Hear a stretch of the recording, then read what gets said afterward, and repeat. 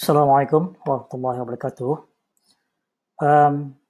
I would like to summarize or wrap up what we have covered this morning, just to reiterate a few points. So the first one is check out. Let's start with the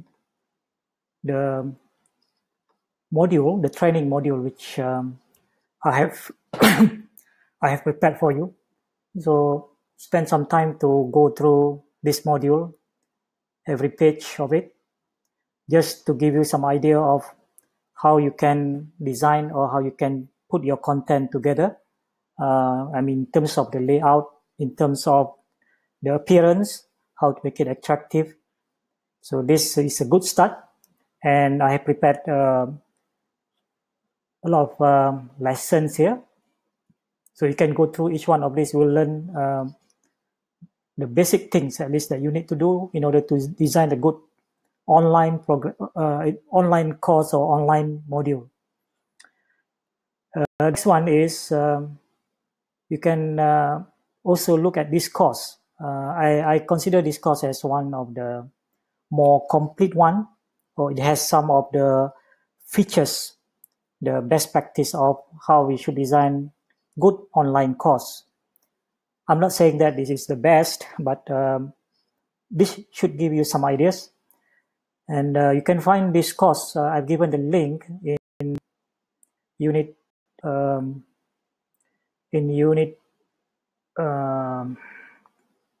I think, in unit 8.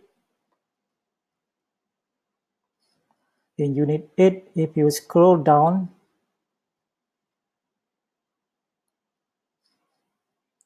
so you scroll down here, this course, Engaging Online Learners. So if you click that, it will take you to this course. This is actually on Open Learning platform, which is the same platform that we are going to use for our micro-credential. So please take time to go through each one of the topic here so that you can see how we can design our content and put them together in a way that it looks nice, it looks good and of high quality. So that is number 2. Number 3 is I would encourage you also to have a look at this course as well, which you can find the link in unit 6. Unit 6 here. So yep, this one. And of course, have a look also at other course, at other example of other online courses here. And another thing here, if you look at unit 5, getting started,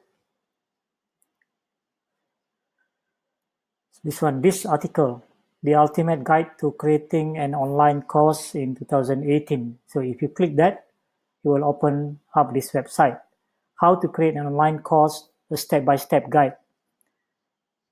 Well, spend like half an hour or 1 hour even to go through this. It's worth to really go through and read some of the best practices that you can use in order to design a good online course. So I would encourage you to spend some time also before you start doing and developing the course properly. These are all the things, the knowledge, the skill that you need to have to prepare yourself. And also in unit 6 here,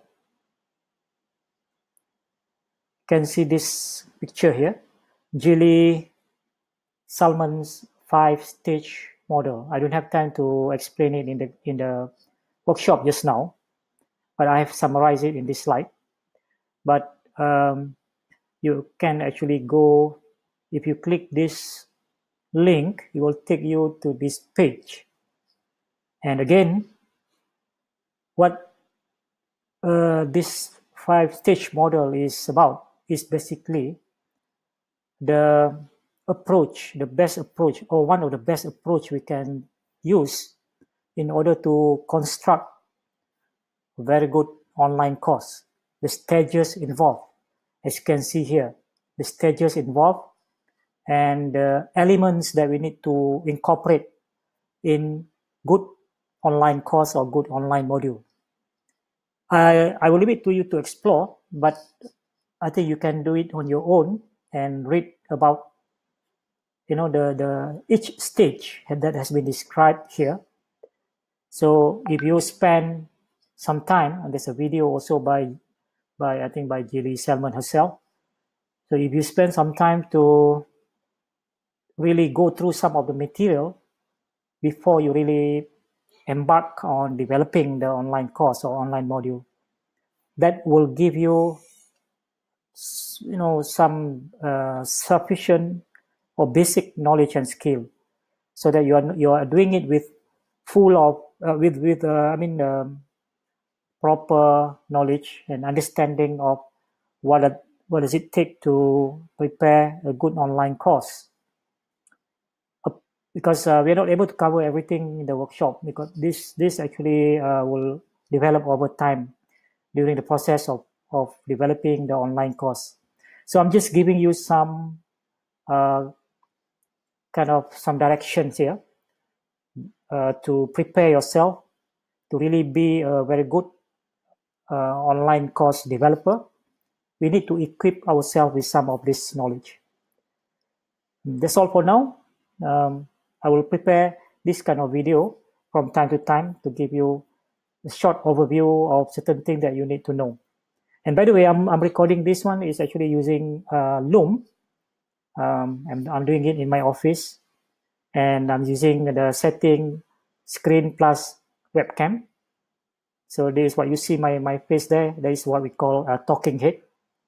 Make sure you are facing the light.